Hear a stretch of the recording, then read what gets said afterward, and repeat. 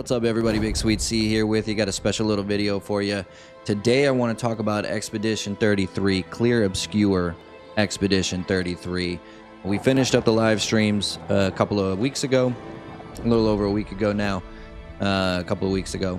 And now I normally do reviews right at the end after we watch the end cutscene and it starts to roll the credits. And I did for this game.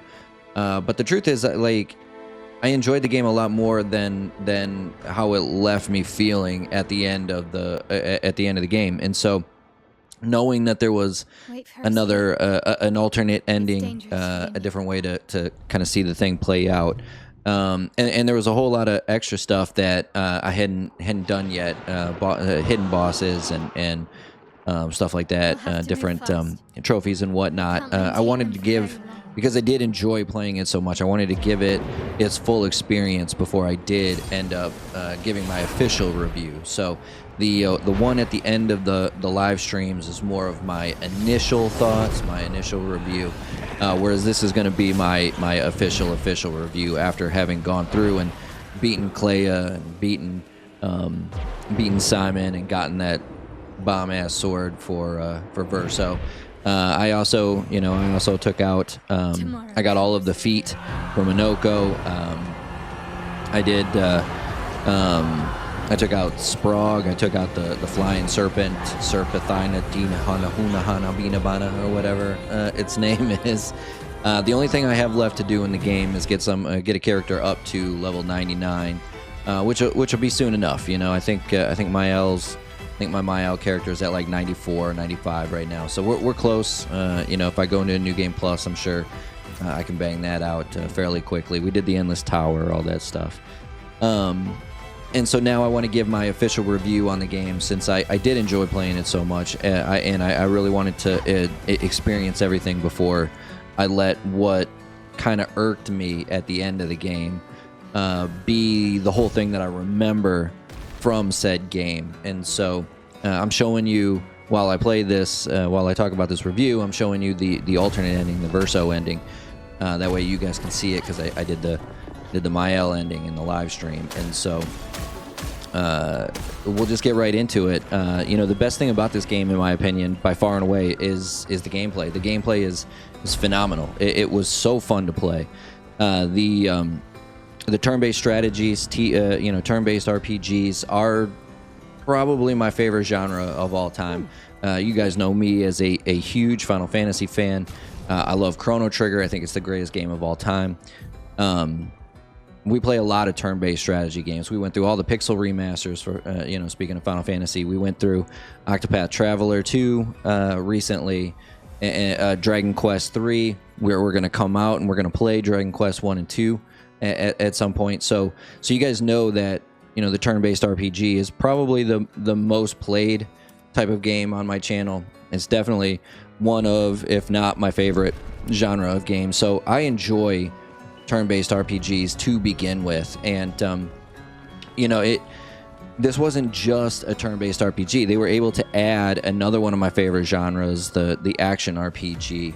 They were able to add the Dark Souls-esque type parry and dodge system into it. And so, you know, when the opponents are attacking, you get an opportunity to defend yourself against that attack. And not only just defend yourself, if you can parry every attack, you can also do a counter attack as well. So you can really start to create a lot of damage done by your team, not only when you're attacking, but also when you're defending, which makes it, gives it a lot of possibility to take on really tough bosses without the worry of having to go through a whole lot of grinding like you normally do on a lot of turn-based RPGs. And so, I think this was a very revolutionary take on the turn-based RPG, specifically for a genre that's kind of grown stale recently. Like, people think of turn-based RPGs as base Final Fantasy games, Final Fantasy 2, 3, 4, 5, 6, where, it's just kind of a boring game. You go into a different type of cutscene,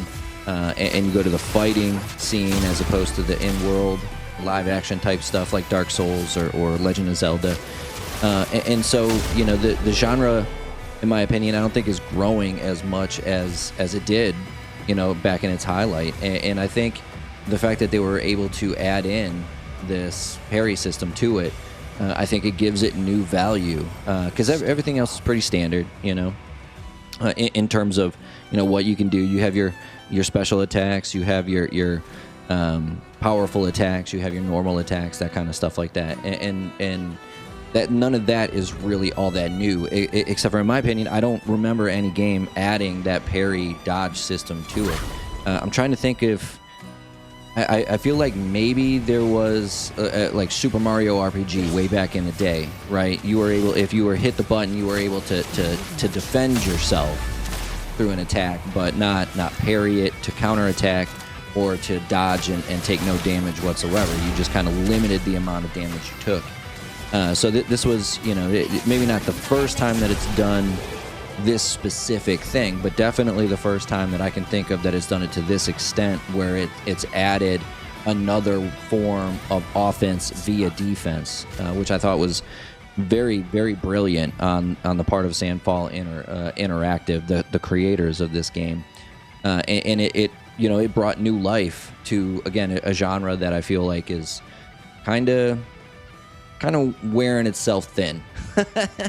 You know, for as much as I love playing turn-based RPGs, a lot of them are very similar, and a lot of them don't really do anything outside of the box, and a lot of them kind of stick to the quote-unquote rules-based order, if you will, of the genre. And so for them to mostly stay within the boundaries, but then also push the envelope a little bit by adding new things, I thought was both courageous and ingenious as well. And so I credit Sandfall Interactive a lot by bringing something that seems like it should have been added to this genre years ago.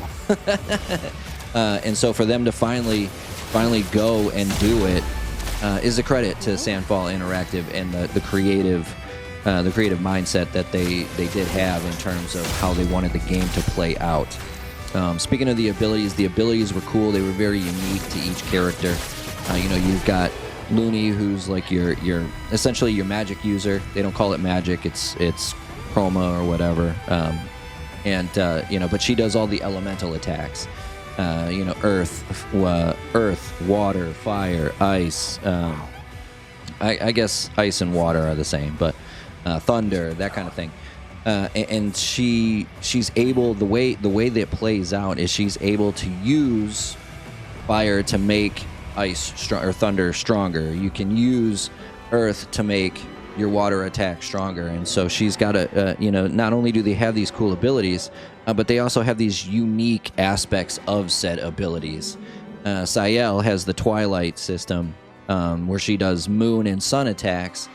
She can also use those attacks to heal herself and your crew via stealing life from the enemy. She's, you know, like your dark attack, which I thought was very cool. Minoko has the enemy attacks. You collect their feet, and then he literally becomes this enemy and does their attack against your opponent, which was very cool. Some of them seem kind of worthless at the end, but if, you know, again, with his ability to use the ability wheel, you can actually make some of what look like the worst abilities you could ever have become very valuable in the end. I'm thinking specifically of one that, and I wish I could remember off the top of my head. I should have written this down.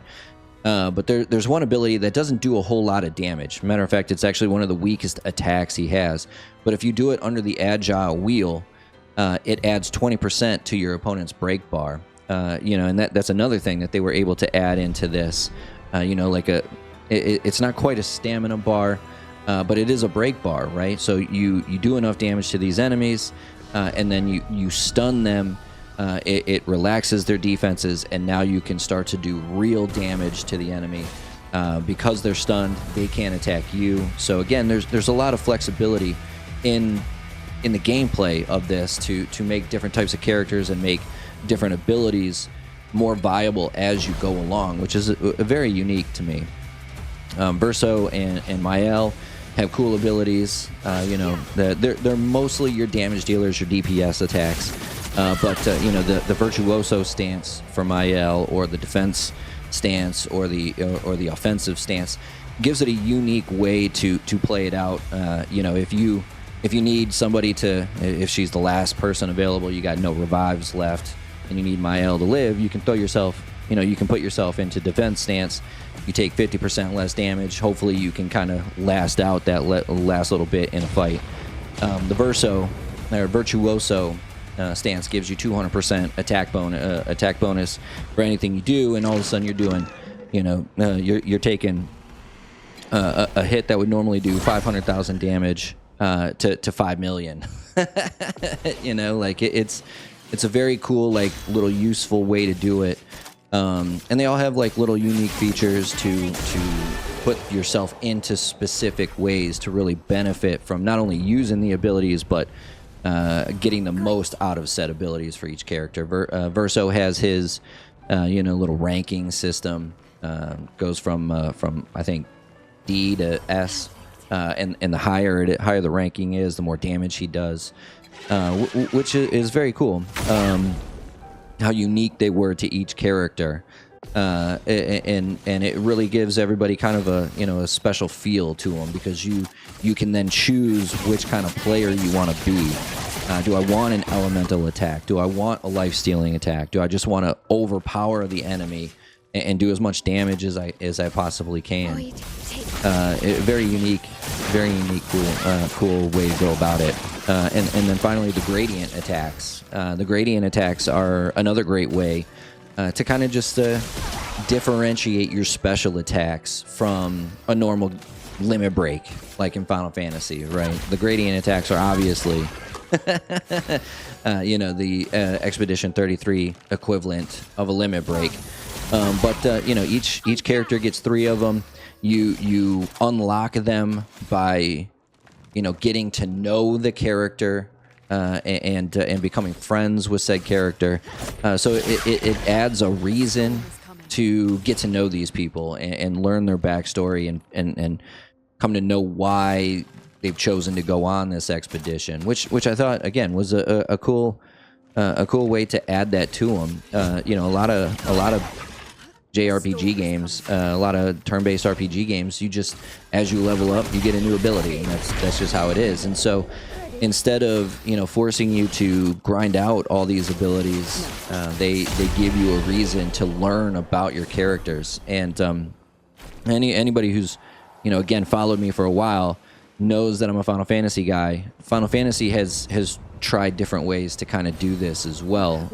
You know, Final Fantasy 13 is the one that comes to mind the most, where you only, you know, even though you have a team of 3, you only get to play as the one person. You only get to choose the actions of one person. So you have to know what the abilities of your other teammates are. That way you know what they're going to do in certain situations. So it forces you to get to know the player, use the player, as opposed to just, oh, this guy does the most damage, so I'm just going to throw him in and just attack. And you know, again, it's trying to take a somewhat stale genre and revitalize it in some sort of way. Bring people back to said genre. And again, much credit, much credit. That's grammatically incorrect, but that's okay. You know, I give a lot of credit to Sandfall Interactive. They clearly focused, in my opinion, they clearly focused on the gameplay aspect of it, and they kind of built the world around it, which is one way to go about it. That's not how I would normally go about a JRPG, but that's the way they went about it, and I think they succeeded in that aspect a lot. Finally, about the you know, the gameplay, you also have the Pictos, which, you know, give your characters, your the people in your party, different things happen. Almost like almost like in Final Fantasy 12, where you have, you know, your little slots. If energy is, you know, if your health goes below 50%, do this. If the enemy's energy is at 100%, do this. And so this is just a kind of a different way to let your team members know what you want them to do without telling them they have to do that, which is kind of cool in my opinion. It also allows you, you know, to focus on getting fast characters so they attack a lot, getting strong characters so maybe they don't attack as much but they do more damage. There's different pictos that add to your gradient supply, so you can do those special limit break gradient attacks more often, and it gives you a lot of different ways to create your party members. Now in the end, I ended up basically using the same few pictos for every team member. So even though there is a lot of customization with it, I think it tends to, in the end, kind of bog you down to really using the same few over and over again for everybody, which is not a bad thing. Again, there's a reason you get certain ones later in the game than you do. If they were all the same, you'd just get them all at the beginning. But some are just more valuable than others, and it allows you to create the type of gameplay that you want to create. It's not forcing you, pigeonholing you into these different this singular type of fight mode. And so I thought the pictos were a good way to do that. Even though by the time I got down to like the really the hidden bosses and the harder fights, I just ended up basically using the same stuff all the time anyway. But the gameplay in my opinion was an A++. Like the gameplay was super fun, and it 100% made the game worth it. If there wasn't anything else that I liked about this game, the gameplay itself totally made this game worth the purchase. Technically, I played it on both PlayStation and Xbox. I started on Xbox because it was given away with Game Pass, and I ended up buying it like maybe a stream or two after I started playing it. I ended up buying it on PlayStation, and I'm not disappointed in my purchase at all. Again, there are certain things at the end of the game that kind of befuddled me. I didn't really know what they were going for. I didn't really care for the choices that they made. But the gameplay in itself, if nothing else, the gameplay in itself definitely made this worth the purchase price. And it even better if you have Game Pass, so you go play it for free. You're not really paying it for free because you're paying for Game Pass, which is, I mean, basically 1 month of Game Pass nowadays is like half the price of a full price game. So you're not really playing it for free. But anyway, the gameplay in itself was an A++, and they did a very, very incredible job. And I look forward to seeing what they do with their next game, whether it be Expedition 33 Part 2 or a new IP. I'm interested to see how they continue with this style of gameplay. Next up would be the graphics and the environment. Again, it looks like they wanted to make this look like a painting. I think they did a fantastic job making it look like a painting.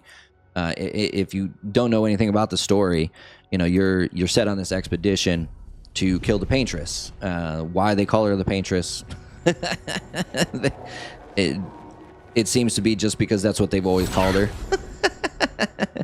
In the end, you end up finding out why they call her the Paintress. But there's a huge motif.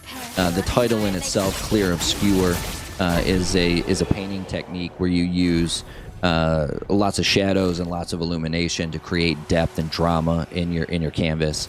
And so clearly there's an aspect of painting to this world, and it because that's what they were going for. I think again they did an excellent job. The visuals are stunning. The world, the environments that you go into, the levels are just beautiful to look at, and the music that goes with each individual area.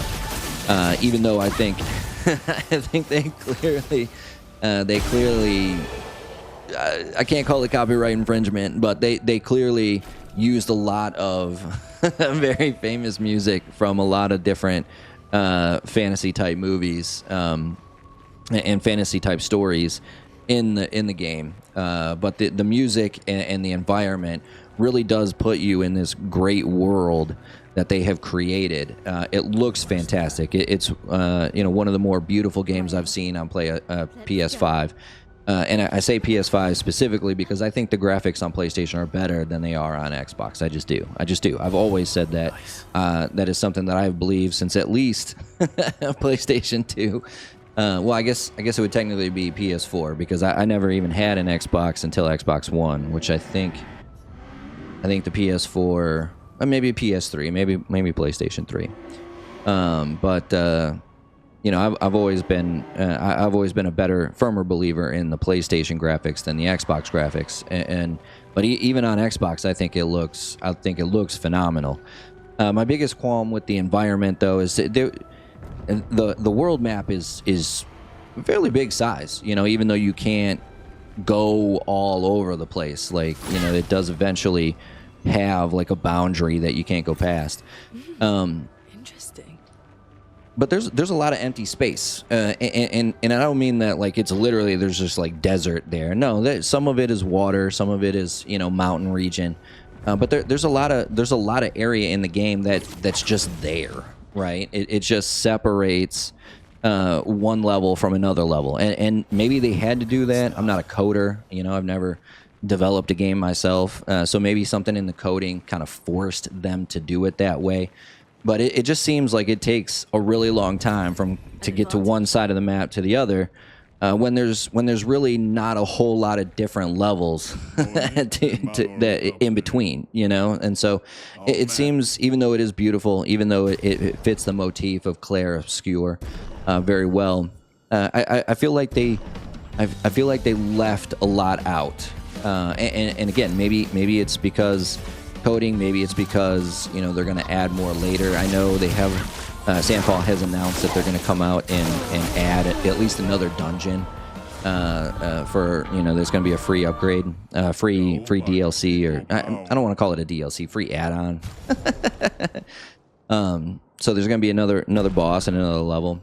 So maybe that maybe that's what they intended to do with the extra space. But again, the only qualm I would have with it, and it doesn't really take anything away from the environment or the world or the graphics or anything, but it just seems strange to me that you have all this space where it's just picture, it's just visual stuff, and so again, doesn't really take away from anything. Other than the fact that like it just takes really long to get from one end of the map to the other, and some of that irks me a little bit. Like it does have a fast travel system that you unlock towards the end of the game, where you can anywhere in the level, if you hit your little save point, your flag or whatever, you can go back to the overworld, but it doesn't have, like, it didn't add in. I can't fast travel like in Dark Souls 3, where if I'm in Lothric Castle, I can go to Dragon Peak. You can't do that here. You can't fast travel from one level to another level. You have to go back to the overworld, and then you fly or you swim or you walk or whatever to the next area. And that adds, in my opinion, that just adds like a lot of unnecessary time in the game. But again, it doesn't really hinder the visual style or the world environment to me that much. And so I gave the gameplay an A++. I'd give the graphics, the environment, the world, I'd give it an A. Simply for the fact that they could have added a way to fast travel from one level to another, so I wouldn't have to like go through the loading screen to go to the overworld, then take the time to go to a different level, and then the loading screen from the overworld into the level again. It just seems there could have been a better way to do that if you're going to add a quote-unquote fast travel in the end to begin with. But again, I give it a nice A. It looks beautiful. But now we're going to get into the point that I think I would have started with. I would have focused on if I was making a turn-based RPG, and that's the story. In my opinion, I think the reason Final Fantasy has been able to last as long as it has, I think the reason people are going back and playing the Dragon Quest 1, 2, and 3 remakes, I think the reason a lot of people are so in to these remakes and remasters of older games is because back in the day, that's what we focused on. The story, unless you're like creating like a Call of Duty or something, and even the stories in early Call of Duty games, the solo stuff, the games are the story is phenomenal, and so, you know, I think they focused a lot more on the gameplay than they did on the story. And so now we got to get into the story, because this is what I was disappointed with the most in my, you know, initial review after the live streams. There's 3 acts in the story. There's a prologue, and then there's an epilogue as well. The prologue is what kind of sets you up in the world. You know, you open up in Lumiere. You're playing as Gustave. You meet Maëlle, who's your friend. You go through this whole, you know, kind of like Gommage scene. The Gommage is what takes place every year, and why the game exists, because, you know, this Gommage happens every year, and the Gommage, basically, once you get to a certain age, the Gommage wipes you off the earth. They think it's death, but, you know, you find out later down the road that no, they're literally erasing your character, which is, you know, why they call it a Gommage. Gommage is, you know, French for erasure. I can't remember the exact the exact translation, but that's essentially what it means, is to, like, take like an eraser and just erase everything that you've drawn or written with a pencil and just wipe it out. So, Gommage is a good term for it. I know it also, I know Gommage also has a, like a beauty standard nomenclature for like rebirth or revitalization or whatever. You get a Gommage, and it's supposed to renew your skin or whatever it does. But I don't, I don't look at it in this term. I think of this more as, we're erasing you from the canvas. But you start in Lumiere as Gustave, and you meet everybody that goes along on this journey with you.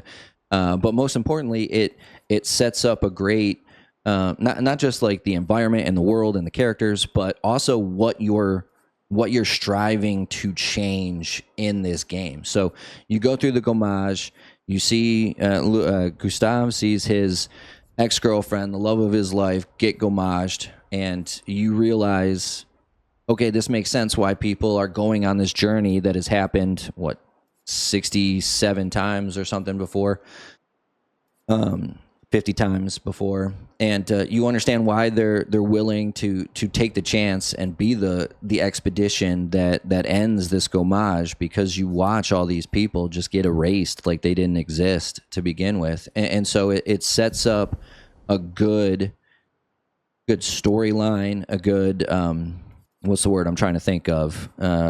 Reasoning, and a baseline of what you're going to experience through this story.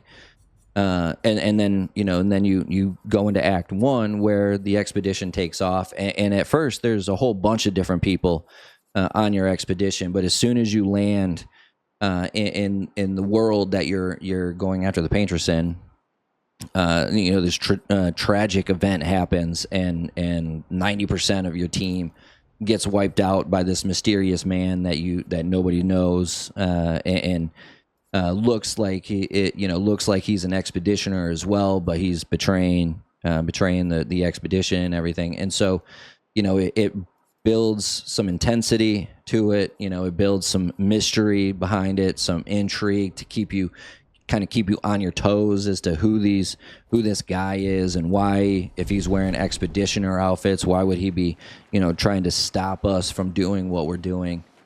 And so it builds up some sort of like, it builds up story need, something that makes you want to understand the world that you're living in, and learn about the journey you're about to go on. As you proceed through through the quest, you find these journals of previous expeditions, which is a kind of a cool way to give backstory to the game, learning from the mistakes of the previous expeditions, so you don't make those same mistakes. learning what they learned that didn't make it back to Lumiere, so you can't prepare for it, and really kind of going through, you know, previous experiences and realizing that, you know, a lot of what you're going through has been gone through already, and so you know, it's like, again, you're adding a little bit of depth to the story, you're adding a little bit of drama to the world, but more importantly, you're giving the player a chance to relate to something that's already happened, and giving them a reason to want to make it farther, go farther, be better than the previous expedition. And so, you know, the prologue in Act 1, fantastic way to set up the game. At the end of Act 1, spoiler alert, at the end of Act 1, you have another tragic event where you run into this mysterious man that you don't know who he is. Somehow he's got some sort of connection to Maëlle that you don't know what this connection is. But then you lose Gustave, who's been the protagonist throughout all of the prologue and Act 1. And so it gives you the feeling of loss. It gives you the feeling of what the is going on, you know, and so keeps you invested in the world, in the game, in the story itself. It makes you want to, you know, get revenge on what happened to Gustave, because overall Gustave seems like a generally good person, and this tragic event happens to it, even though you know, he and Maëlle make a promise to each other, and he breaks that promise, of course. But you know, it gives you a reason to move into Act 2, which is kind of, you know, in my opinion, I think Act 2 probably was the better part of it. You go through this, you know, you try and regroup after losing Gustave, but he gets replaced with another character, Verso, who's ends up being, you know, somebody who's been on this expedition numerous times, and you find out a little more about him as you go through the story. But, you know, when you learn about him, you're also learning about what happened and who these people are that seem to be trying to stop you in your tracks from defeating the Paintress. You learn a lot about the world, and you start to think of things in different lights because of Verso. And, you know, it just comes across as really, really good writing in Act 2, as you then, you know, you bring in Verso. Verso introduces you to another character, Minoko, and you fulfill your team when you meet Minoko, who is a Gestrel. You know, the game brings up Gestrels before they head out on their expedition. They don't know if they're real. They don't know if they actually exist, what they do, if they can talk, all this kind of stuff. And so, you know, they're invested in trying to find out these, you know, superstitions and these stories as well. And here's Minoko, who's, you know, the exact epitome of what they were looking for, and they find out that, you know, they can be human too. He's got the unique ability. He's basically the blue mage of the group, where the enemies you defeat, he can then perform their abilities and stuff and use that to his advantage. And so you continue on. You have this huge scene where you're trying to grieve over Gustave. You know, you stop and you bury his remains, if you will. It's his left arm, and you have this really, really cool cutscene to kind of, you know, make a promise to him and this now becomes your sole reason, not your sole reason, but your main reason as the player to defeat the Paintress, because she you know, she killed off one of the best characters in the game. And so, you know, it revitalizes your mission, and it gives people a chance to regroup and move on. And so you do, and you regroup and you move, and you grow as you know, as a team, and then you get to the Paintress. You defeat the Paintress. And when you defeat the Paintress, that's kind of when, you know, that's when Act 2 ends. That's when, you know, the, I guess the epilogue happens. You find out, you know, who Maëlle is and where she comes from, and why these crazy people know who she is. And in my opinion, this is kind of where the game starts to run off the rails. You wake up in the real world. So this whole time you've been thinking that you're in the world that actually exists, and everything is going fine, and you know you're doing this to save humanity. And then Mael wakes up and you realize that everything in that world that you thought was real is fake and doesn't really amount to a whole lot. Matter of fact, it amounts to absolutely nothing. Because all the characters you've known to come and grow and love don't actually exist. They're all just created fake people.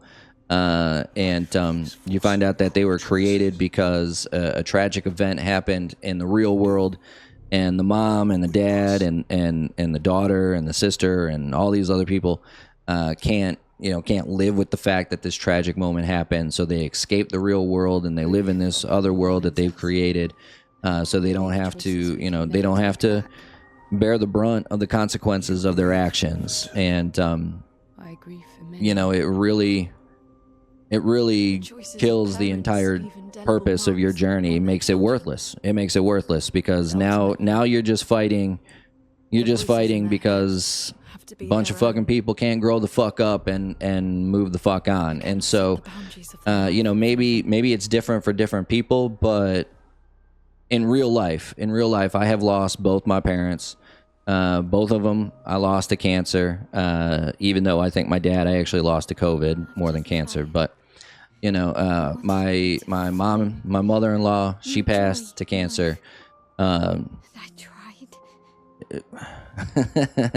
One of my best friends at film school, she passed to cancer. Like, so I know what it's like to have these tragic events happen. And I realize, there's this whole backstory about, the writers and the painters, the writers who you've heard literally nothing about this entire game. Now all of a sudden they're just like a thing, and they're the reason why this painting exists. And Mael is really somebody who, quote unquote, betrayed the family, and that's the reason why their house got burned down. And in the middle of the fire, she gets burned up real bad, but she gets saved by the real Verso, who then dies in the fire, and no one can take it because the fire ended up killing Verso, and because the one guy died, the whole family got ruined. The family got blah, everything is over now. Rah. And like I hate to sound cold-hearted about that, but get over it, man. Get over it. Tragedy happens. You can't just escape reality because something you didn't want to have happen happened. Enough. If I could, I would draw a painting and I would go visit my fucking parents every day. My son, my two children on the way, they're never going to get to meet their grandparents. I have to live with that for real for the rest of my life. And now I'm playing some game where some fucking brat and some spoiled parents can't take it. So they create this whole world where they fucking ruin everybody else's lives at the expense of just not being able to live with the fact that one of their kids is dead. Get the fuck out of here, man. Grow the fuck up. Be a fucking adult. You're a fucking parent. What the fuck is wrong with you? Why are you acting like a fucking child? Get out of here, man. Get out of here. The only character that seems to live in reality, Clair, is a fucking complete cunt bitch because she's the only one that lives in reality. She's the only one that's like, hey, get the fuck over it. And so she, she's just rude to everybody, and she comes across as just just this mean person. But she's the only one living in reality, and so I feel for her, the woman that I didn't even know existed until just now, 2/3 of the way through the fucking game. I didn't even know she existed until now. I feel for her more than I feel for any of the other people, because at one point you had a purpose. You were sacrificing yourself to then prevent others from going through this pain and suffering of the Gommage every year.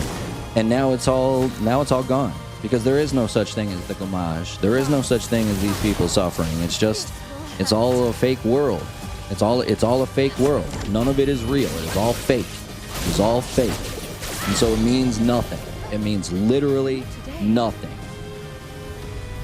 And then to top it all off, you bring Sael back, you bring Looney back, And they're now their purpose is, instead of, you know, going on this expedition to help others from their suffering, Sayel's sole purpose becomes, well, I want to bring Pierre, my husband, back. I lost him too early. It's not fair.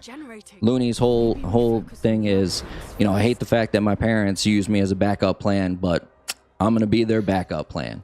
And so instead, now you take what was a selfless act of heroism in the expedition, and you boil it down to just selfishness and superficial, artificial bullshit.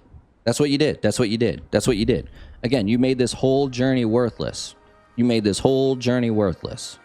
I don't fucking care about this family. I don't fucking care about this family. I don't fucking care that a family that can't get over a tragic event now has to destroy everybody else's lives because they can't get the fuck over it. Let them stay in the painting and go fucking crazy. I don't fucking care. I don't fucking care. I don't fucking care. You've ruined this whole game and everything that this game meant. Any act of selflessness or heroism is out the window. Is out the window. Is out the window. Maëlle just ends up becoming the new Paintress. You know, she's originally there to stop the Paintress, but then she realizes who she is, and she's like, no, I want to become the Paintress so I can keep this thing going forever and ever and ever and ever and ever and ever. Like, get the fuck out of here, man. You've taken all the character growth, right, and thrown it right out the fucking window. Any way that these people have any kind of character arc whatsoever is now gone. All that relationship building is all gone, because none of it means anything anymore. None of it means anything anymore.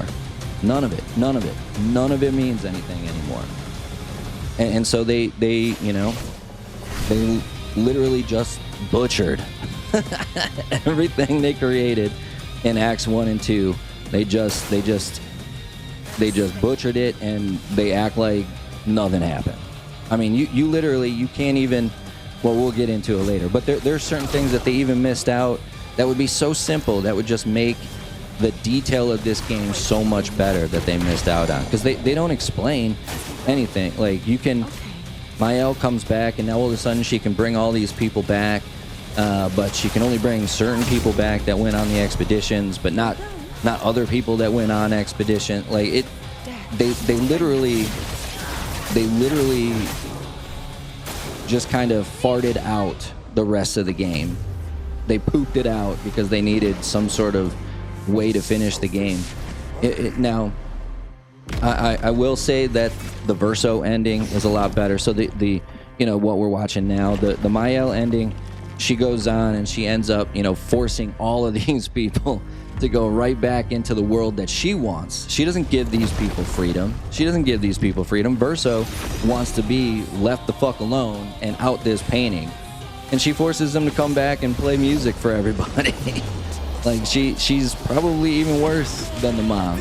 She just replaces the Paintress. So the whole mission to destroy the Paintress and save everybody in Lumiere is just thrown out the window, because you end up becoming the Paintress and you just doom everybody in Lumiere to this pain and suffering forever and ever and ever.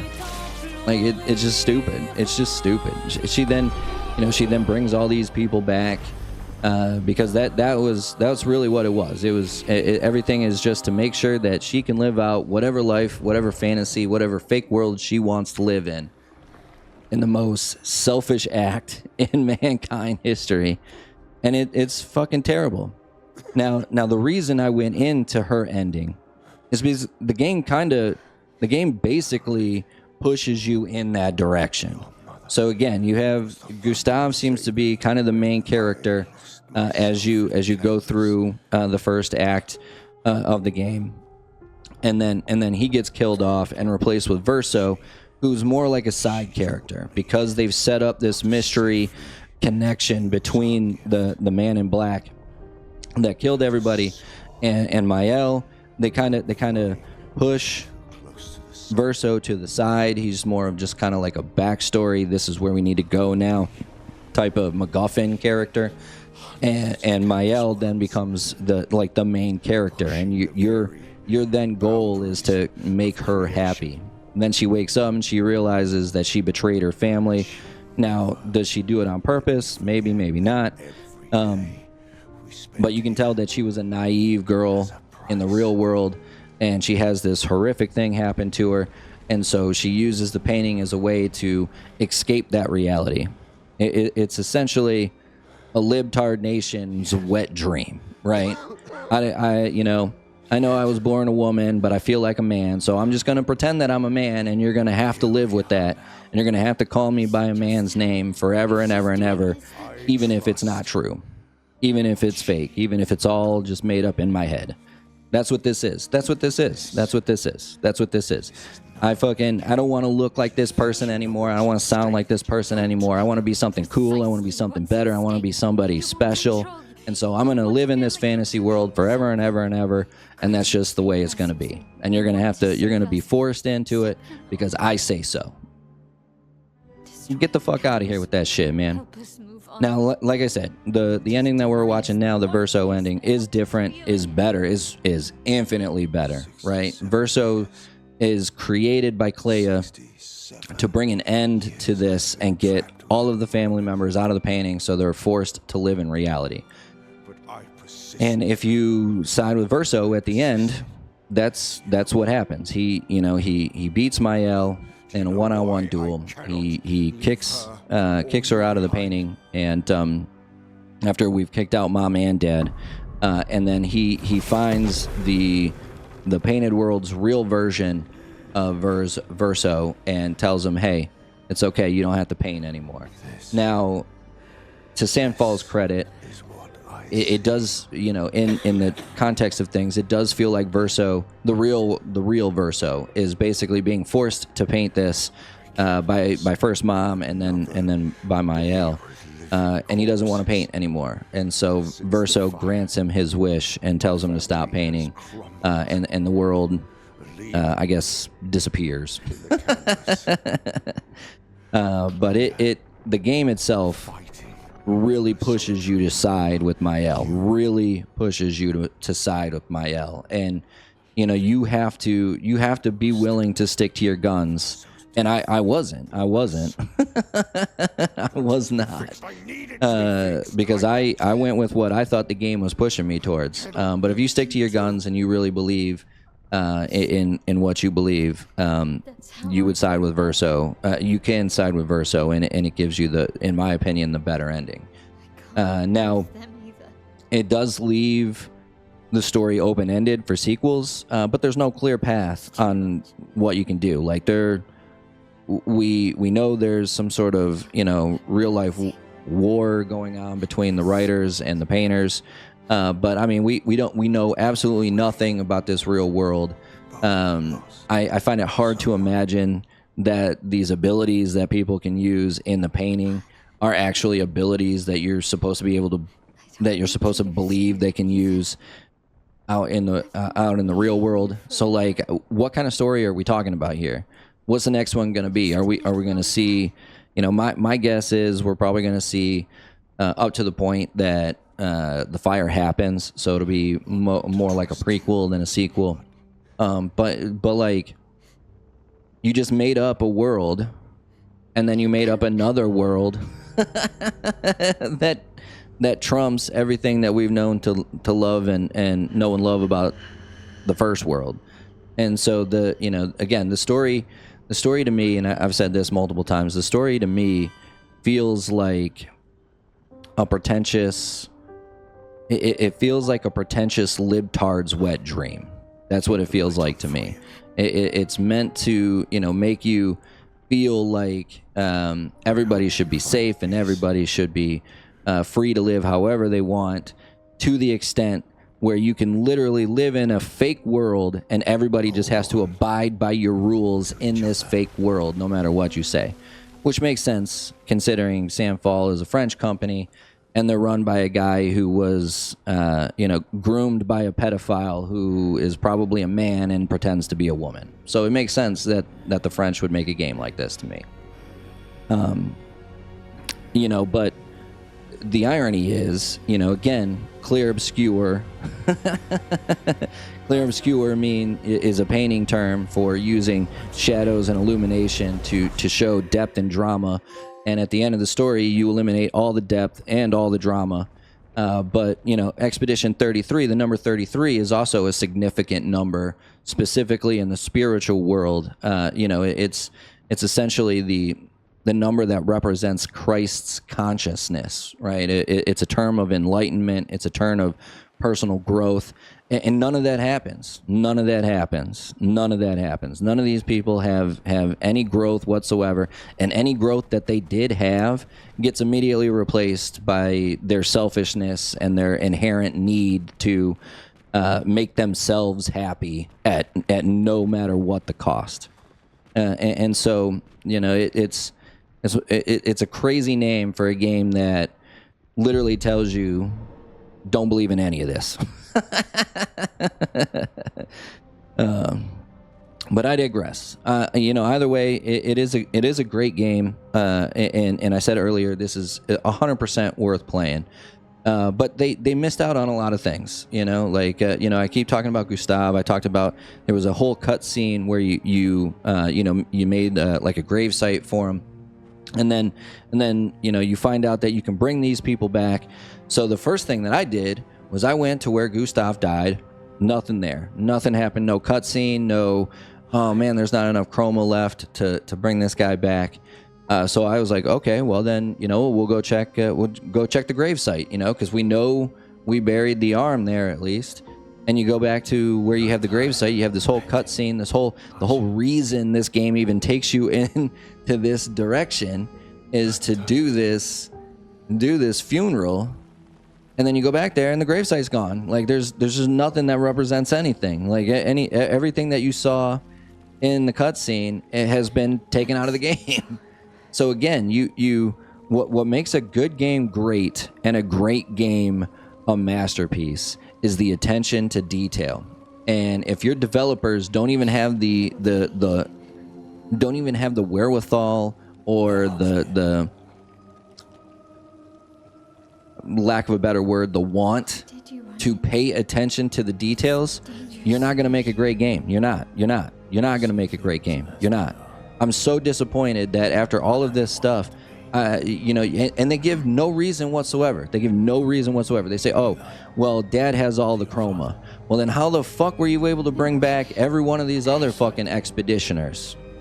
What the fuck are we talking? Oh, it's old chroma, so they're not as strong. You still brought them back. You brought Sael back. You brought Looney back. Why the fuck can't you bring Gustav back? Why? You've got 5 people. You know, you have your initial group of 3. When they die, you can send in the backup group. With Gustav, you would have had 2 groups of 3. But no, instead you've got a group of 3 and a group of 5. So this just seems like just some bullshit reason to not bring this guy back. One, in my opinion, specifically because he seems to be the only person of value in the game. And they wanted Mael to be the main character more than anything. And so they give you a reason to get rid of the guy that actually is the good person to then make her the main character. And you don't get the option to bring him back so he doesn't then become the main character. This is more DEI bullshit. But like the fact that just that, in my opinion, hurts this game a lot. in terms of, because the hype train says this is a masterpiece. It is by no means a masterpiece. Is it a great game? Yes, but it's great because it is going to help push a genre forward, not because the game is great. And I will repeat that. The gameplay, adding the parry system and the dodge system and the counterattacks and stuff to a turn-based RPG will revitalize, in my opinion, the turn-based RPG genre. But that's not the whole part of this game. That's a small part of this game. That is, you know, and clearly it's what they focused on more than anything. And I'm glad for the genre, but there's more to it than that. Now, I had this argument with why Tears of the Kingdom should be Game of the Year instead of Baldur's Gate 3, because it will push action adventures forward. You can make working machinery in Tears of the Kingdom. But Tears of the Kingdom also had a good story that didn't shit all over itself at the end of it. And so, you know, you have the good story and you have the revolutionary style of the genre. In this, you have the revolutionary style of the genre. You have the, you know, the forward-thinking turn-based RPG genre revitalization, but you shit all over yourself when it came to the story. You literally and you couldn't have done it at a worse time because you did it at the end of the game. That's what people remember, the ending. You could have the best game of all time and you have a shitty ending. That's what people are going to remember. You could have the fucking worst game of all time and you have a great ending. That's what people are going to be remembering because that's the last mark you have on the player is the end of the game. You know, I never in the history of writing have I ever heard someone go, you know what? I mean, Return of the King was okay, but boy, Fellowship of the Ring was fucking great. That's why the Lord of the Rings is such a great story, because that beginning, bro. I mean, the ending sucked, but the beginning, bro. No, the ending is the most important part. The most important part. Why go through all this stuff if the ending is just gonna fucking shit on you? And so, really, really disappointed with the ending of the story of the game, and they've written themselves into a corner because now they have no option other than to go into some real world fantasy thing or go into a completely different type of game because the world we know is not the real world. It's a fake world that doesn't exist. And what are you going to do in the sequel? Are you gonna paint these writers into a fake world? What are we talking about here? What are we talking about here? They really shat the bed. And again, I've said this before. It feels like they got all the way through Act 2, and they weren't quite sure where to go. But by the time they got to Act 2, they had probably put out a trailer for this game to get investors, and someone at Xbox and someone at PlayStation or whoever really liked the game, and the hype started building, and they just had to finish it somehow. And so what did they do? They just they put shit in a box and hope people wouldn't notice. They just gave up after that. And so I'm still, even after watching the Verso ending, a huge disappointment in the end of the story. Huge disappointment in the end of the story. And again, the story, in my opinion, in a turn-based RPG should be the main focus of the story. And so, I originally gave this 1 2/3, 3/4 of a thumb up. I'll stick to that because again, the gameplay was A++. Really, this is, in my opinion, this is really more like a 1.5. Maybe a 1.25, because again, they really shat out the story. They make up for it a little bit with the Verso ending, but there were some great boss fights. Clair, Simon, I'm hoping to have a video on Simon pretty soon. There were some great boss fights in this game, and the gameplay was super fun. The environment is cool. It's absolutely breathtaking visually, but the story left a lot to be desired. And it's a bummer because I don't really care where they're going anymore. You know what I mean? Like, it's one of those things where it's like, if I still cared about these people, which I don't, because they're just selfish brain rot libtards, and so I don't care about them anymore. I don't care that Mael has to live the rest of her life missing an eyeball, a burnt up face, and a voice that can't speak. I don't care that mom and dad have, a relationship on the rocks because Verso got killed saving his sister. I do somewhat feel bad for Clair because she's had to, 67 years, had to live outside this fucking painting by herself. And I know it can't be 67 years because she doesn't look 67 years old. And two, if we're talking about the real world, It doesn't matter. It doesn't matter. They clearly didn't know what they were doing. They didn't know what they wanted to do. They didn't know where they wanted to take it. They saw this hype, and then all of a sudden they were like, we can make a franchise out of this. And they ruined this game trying to do some bullshit franchise. which is in my opinion what I'm worried about the most, is that the rest of this franchise is booty cheeks. because again, they fucked themselves at the end. They shat over everything that made the story great, and again, they made everything that you did, the whole point of the journey, they made it all worthless. They made it all worthless and of no value, except to appease a couple of people, and it was a bummer. It was a bummer. But again, overall, great game. It's probably going to win Game of the Year, most likely, because again, it is a libtard's wet dream, and they killed off the they killed off the straight white man to make a woman who doesn't want to live in reality the main character, and so you appease the LGBTQIA aspect of journalism. And you can call people sexist for saying that this isn't Game of the Year, because how could you not vote for a game that's predominantly run by females for game of the year, unless you're a sexist? So it's probably going to win. In my opinion, even though I said that, it probably does deserve to win, because I haven't played anything that was as fun to play that did. I've definitely played games that have better stories. Oblivion Remastered is a better story.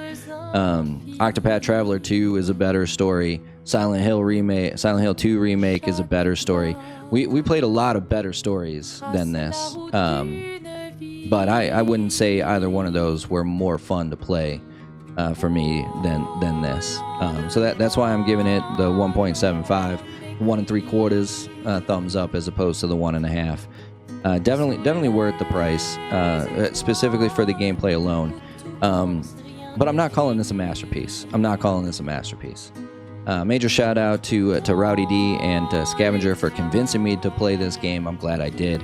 But I'm not calling this game a masterpiece. It's not. They had an opportunity to make a masterpiece, and they decided to give up on it for whatever reason, because they had to push their agenda, would be my guess. It's not a masterpiece, but it is a very good game, and definitely worth playing, especially if you have Game Pass. It's worth playing. But either way, that's going to wrap this one up. I know it was kind of a little bit longer than I thought it was going to go. Shoot, man, we're looking at like an hour review. I didn't mean it to be this long. So I hope you guys sit through that, because, well, it was a lot. But like I said, I did beat Simon. It was one of the better boss fights I can remember in a long time, if not the best one I've done in a long time. So I hope to have a video about him later. But we'll see. Either way, thank you guys for making it this far. If you did make it this far, do me that favor, hit that like button, hit that sub button, hit that notification bell, so when I do drop a new video or go live. And if you become part of the Sweetness family, share with your friends, share with your family, have them become part of the Sweetness family as well. Let's grow, let's have some fun, let's enjoy some gaming. Either way, that's going to do it for this one. BigSweetC, that's me, wishing YouTube, that's you, wonderful day, night, morning, afternoon, evening, whatever time of day it might be. As long as you're watching, I'm wishing you a wonderful watching time. Sweetness, signing off. Peace.